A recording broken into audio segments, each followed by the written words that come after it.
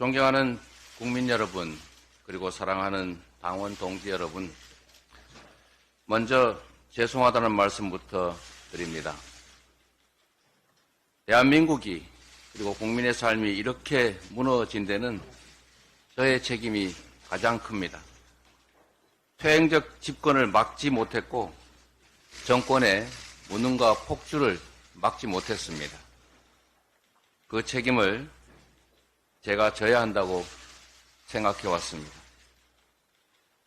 대한민국은 민주공화국이고 이 나라의 주민은 국민입니다. 국가의 존재 이유는 오직 국민, 오직 민생입니다.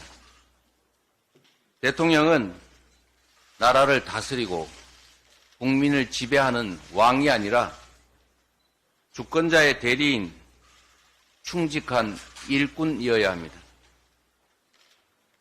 대통령과 정권은 국민과 싸울 것이 아니라 국민을 위해 싸워야 합니다.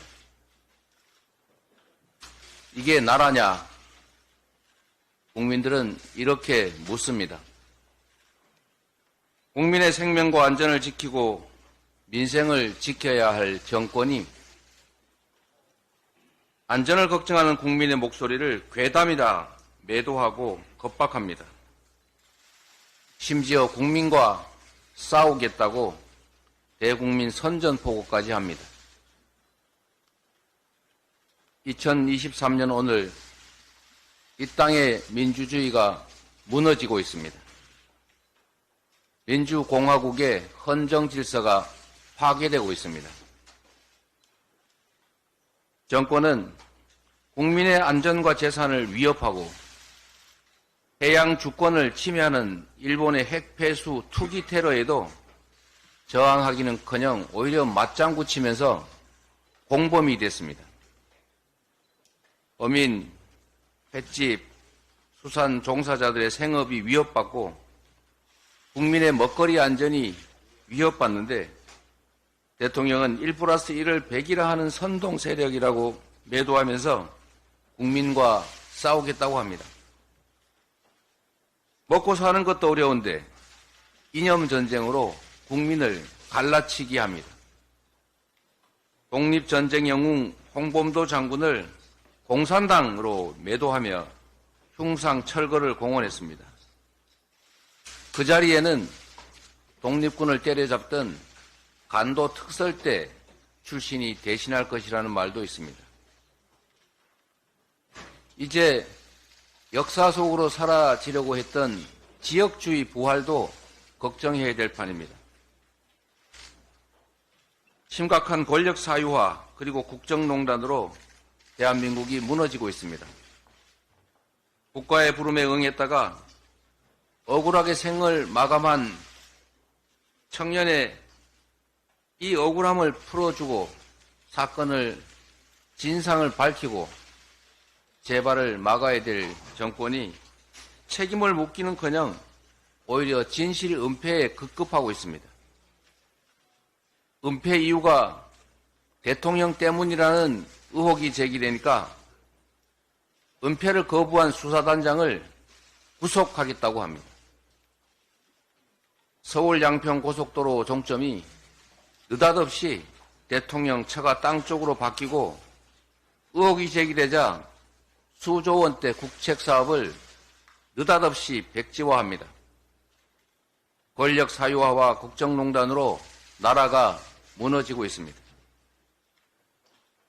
정권의 민생 포기로 대한민국이 무너지는 중입니다. 복합위기로 소상공인 자영업자들마저 신빈곤층으로 전락하고 비정규직 노동자들은 열심히 일해도 이자 갚기조차 벅찹니다. 고물가, 고환율, 고금리는 지속되고 일자리 부족, 수출 부진에 내수 부진까지 겹쳐서 경제 지표가 온통 빨간불입니다. 번 돈을 대출 이자 갚는 데 쓰느라 생활조차 어려운 국민이 도처에서 신음하는데도 윤석열 정부는 국가가 져야 할 빚을 국민에게 떠넘기고 있습니다. 초부자 감세로 나라 곳간을 거덜내고도 그 책임을 전부 서민들에게 떠넘기고 있습니다. 정권의 국민 포기에 대한민국이 무너지고 있습니다. 이태원 유가족들은 아직도 거리에 계십니다. 아무 잘못도 없는 국민들 159명이 백주대낮에 정부의 잘못으로 어이없이 목숨을 잃었습니다. 국민의 생명과 안전을 지키는 것이 국가의 제1 책무인데 대체 국가는 어디로 갔습니까? 어떤 책임도 지지 않고 사과조차도 하지 않는 무능하고 뻔뻔한 정부로 인해 국민은 무정부 상태를 각자 도생하면서 버티고 있습니다. 정권의 언론 탄압에 대한민국이 무너지고 있습니다. 윤석열 정권은 이동관을 방통위원장에 선임해 MB식 언론 탄압을 재개하고 있습니다. 언론의 입을 가리고 땡윤 뉴스를 만든다고 정부의 실정과 무능, 폭력이 감춰지지 않습니다. 베벨스를 부활시키려는 독재적 사고는 곧 시민의 저항에 부딪힐 것입니다. 정권의 편가르기에 대한민국이 무너지고 있습니다. 의견이 다른 국민을 반국가 세력으로 매도합니다. 이념을 앞세우며 한반도를 전쟁 위기로 몰아갑니다. 공산주의 사냥하던 철진한 메카시가 대한민국에서 다시 부활하고 있습니다. 진영 대결이 먹고 사는 문제를 해결하지 않습니다. 이념이 민생 위에 있지 않습니다. 진리 외교, 평화 외교의 길을 걷는 것, 전쟁이 아니라 평화를 지키는 것이 바로 국민의 생명과 안전을 지키고 먹고 사는 문제를 해결하는 방법입니다. 과거로 가지 말고 미래로 가야 합니다.